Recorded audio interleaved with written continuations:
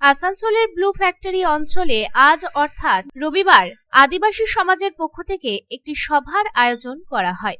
এই সভায় আসানসোল উত্তরের বিধায়ক এবং আইন ও শ্রমমন্ত্রী মলয় ঘটক, এমএমআইসি গুরুদাস চ্যাটার্জি, বড় চেয়ারম্যান অনিমেষ দাস, উৎপল সিনহা সহ আরো বহু বিশিষ্ট ব্যক্তিরা উপস্থিত ছিলেন এবং একই সাথে আদিবাসী সমাজের বহু মানুষও উপস্থিত ছিলেন।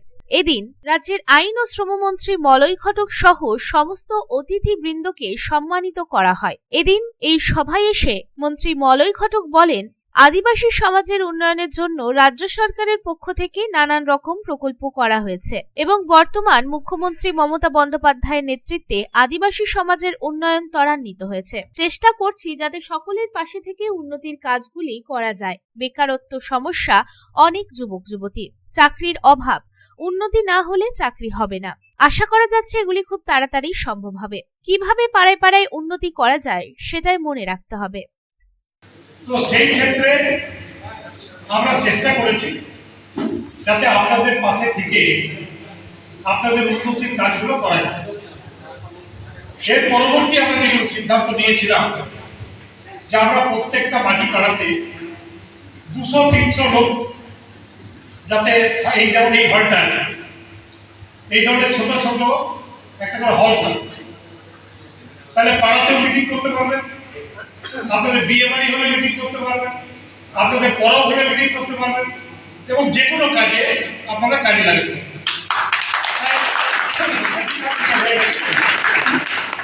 মাঝি কামগুলো হয়ে গেলেই আমরা কিন্তু এক একটা পাড়াতে এবারে এক একটা ছোট ছোট সেট আমরা আপনাদের জন্য করে দেবো, সেগুলো আপনাদের কাজে লাগবে। এছাড়াও সব থেকে বড় সমস্যা যেটা সেটা হচ্ছে বেকারত্ব। অনেক পরিবারের যারা যুবক যুবতী রয়েছেন তাদের অনেক চাকরির অভাব আছে। আমাদের এই এলাকায় কিছু কিছু হয়তো কাজ আগামী দিনে হলেও হতে পারে, যেমন কাঠপুর কারখানাতে মডার্নাইজেশন হচ্ছে, এখানে আমাদের আসানসোলে মেডিকেল কলেজ হচ্ছে। এই যে উন্নতি না হলে চাকরি হয়, এই উন্নতিগুলো কিন্তু খুব তাড়াতাড়ি কাজগুলো